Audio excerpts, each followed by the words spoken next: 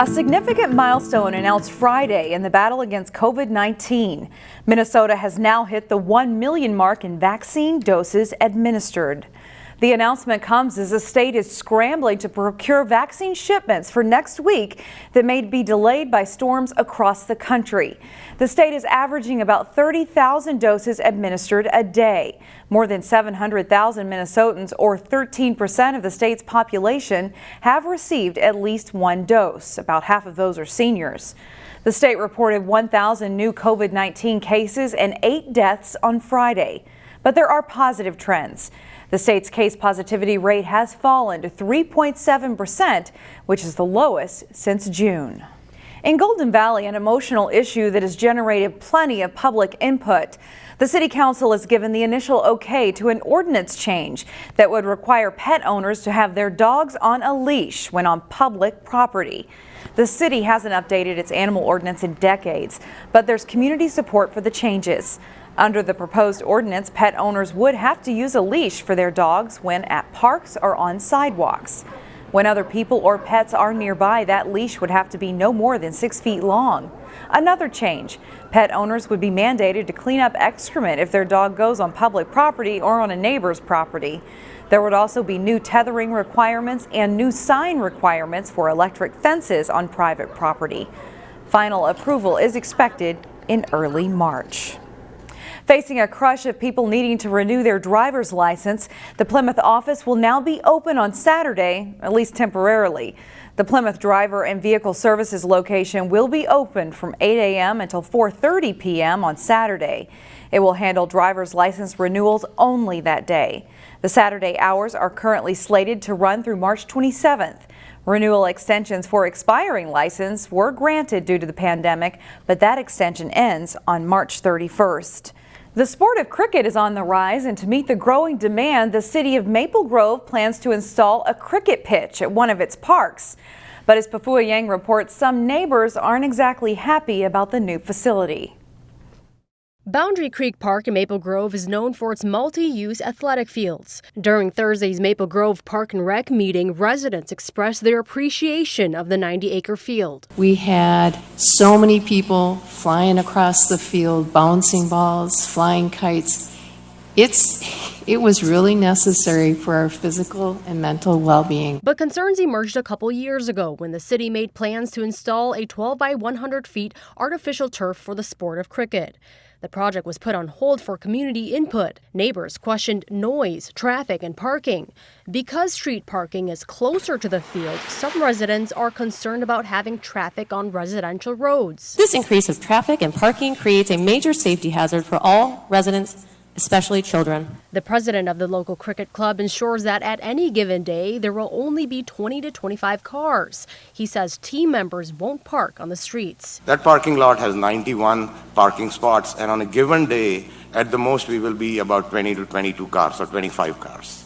So I don't understand why the question of traffic so much comes into the picture. City staff says the club intends to use the multi-use field for practices typically 2 evenings per week and for weekend games. Some of the traditional sports are starting to level off, and the interest of youth is in different areas, and it's our job to follow those trends and try to encourage people to recreate in the best way they know and can, and this is one opportunity that will do that. Cricket enthusiasts say it's a step toward diversifying sports in the community. We are here to feel included. We are here to help the neighborhoods. We are not here to cause any trouble, but realize that we are here to make things diverse. The city voted to proceed with a $40,000 project Thursday. Construction is scheduled to begin in the spring. In Maple Grove, Pafua Yang, CCX News. Winter survival has been on the minds of many this past week due to our recent cold snap and those storms across the country. In today's Weekend Showcase, Neil Persley takes a look at how you can sharpen your survival skills thanks to the Three Rivers Park District. You've been down this road a million times, and it may not be anywhere near suburbia. It's winter time, it's snowing, it's cold out. You didn't pack anything special when you left the house because you didn't expect to be out overnight. But your car hits a patch of ice, and you end up in a ditch. Now what? I would recommend to everyone in the state of Minnesota in winter, well, everyone in any sort of winter conditions, to always travel with Extra gear being gloves, boots, hats, extra layers. Three Rivers Parks has programs throughout the winter called Winter Survival for Families. There's one coming up at French Regional Park. The idea is that you're identifying what you as a person or you and your family need to survive in cold weather. Three Rivers staff will guide you and your family through items and conditions you will need to survive and then prioritize those items. So the most important decisions you make in a survival setting are whether you go or don't go. And that's based on being aware of the conditions and just simply listening to forecasts. Eric Waggy keeps Hennepin County residents and public employees aware of how changing weather conditions can potentially trigger a survival situation. The survival tool that everybody likes to have is this. Make sure you have those little chargers. But cell phone batteries die, especially in the cold weather, and if your car isn't running, you can't charge the battery. While cell phones are great tools, they can't keep you warm or dry and provide little nutritional value. Your most important tool throughout the entire survival spectrum is your mind and your brain. When faced with a survival situation, Waggy says making the decision that you will survive is crucial. For practical hands-on learning, take the whole family and check out the Three Rivers Parks programs on winter survival. For Weekend Showcase in Plymouth, Neil Persley, CCX News.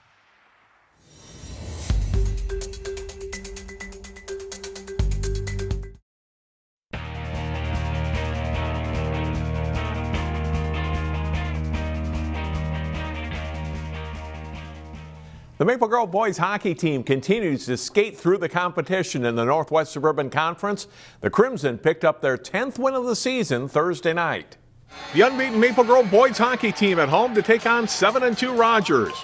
First period and good passing here by Grove. Sam Jacobs to Chris Kernan to Kyle Kukkonen in front for the goal, and the Crimson lead 1-0, 7:56 into the game. Late first period, a great pass from Henry Nelson onto the tape of Kernan, who snaps a shot home. Maple Grove leads 2-0 after one. The Royals net the only goal of the second period. Sam Ronaldo with the shot. Trent Palouf knocks home the rebound, and Rogers is within 2-1 after two. The goals come fast and furious in the third. Number 17, Landon Gunderson in front, tips in the Cal Thomas shot. It's a power play goal for Maple Grove. 19 seconds later, Nelson with a shot from the point. Ian Barber sweeps the rebound in for a goal. And the Crimson are up 4-1. Crisp passing leads to another goal 48 seconds later. Bennett Glad redirects the one-timer from Finn Brink. Maple Grove has its third goal in the first 2 minutes of the period. Rogers answers that just 11 seconds later. Ronaldo skates in and finds the back of the Crimson net with his shot to pull Rogers within 5-2. But that's as close as the Royals get. Kukkonen wins the face-off and quickly feeds Jacobs for the shot and goal as Maple Grove goes on to win the game 7-3. Two of the state's best girls hockey teams faced off Thursday. Jason Milillo has the highlights from Golden Valley. Girls hockey Class A 5th-ranked Breck hosting Class AA 3rd-ranked Hill Murray. The Mustangs out of the gate quick. Sadie Lindsay's first shot is blocked, but she regathers the puck and scores for a 1-0 lead. The Pioneers would score late in the first, and then early in the second, a nifty pass by Ali Franco springs Olivia Boyer, and she finishes 2-1 Hill Murray. Breck's Annika Fagley sneaks a shot through traffic, and the Mustangs draw even at 2-2. But with less than a minute in the second period, Kennedy Morris snaps the power play goal. Pioneers up 3-2. Breck would level the score early in the third, but Morris's shot from the point finds its way in, and the Pioneers are up 4-3. Then Ava Stinnett fires the shot and goal for another power play marker, and Hill Murray is on top this night, 6-3 the final. Jason Malillo, CCX Sports. Champlin Park's top-ranked boys basketball team remained undefeated this week, but got a real test from one of its rivals. Here again is Jason Malillo. Boys basketball at Park Center, the Pirates trying to take down top-ranked Champlin Park. Joshua Strong step-back three-pointer drops. Rebels open a 13-3 lead. They're in control for most of the first half, but Park Center's Braden Carrington hits back-to-back three-pointers late in the half. Bucks go up 29-26 and would lead by one at halftime. Jalen Cook heats up in the second half. Three-pointer puts PC up 46-35. Champlin Park's Francis Wakori answers from long range, and it's 52-all. Big James Parker goes to work down low for the Pirates with the hoop and the foul. Then Park Center on the break, Leo Torber with a huge dunk, and the Pirates smelling upset. Less than 30 seconds to go in regulation, Strong hits a triple, cutting the PC lead to 70-69. A Park Center free throw makes it a 2-point lead, but Robert Feen drives and hits the tying basket, and we go to overtime. Less than a minute in OT, Rebels up 4. Cook hits a long three-pointer for Park Center. After a CP basket, Torbor strokes the money ball, and it's 78-78. But the Rebels come right back down the floor, and Dylan Gachaba is clutch as he nails the game-winning three-pointer, and Champlin Park wins a thriller to go to 10-0.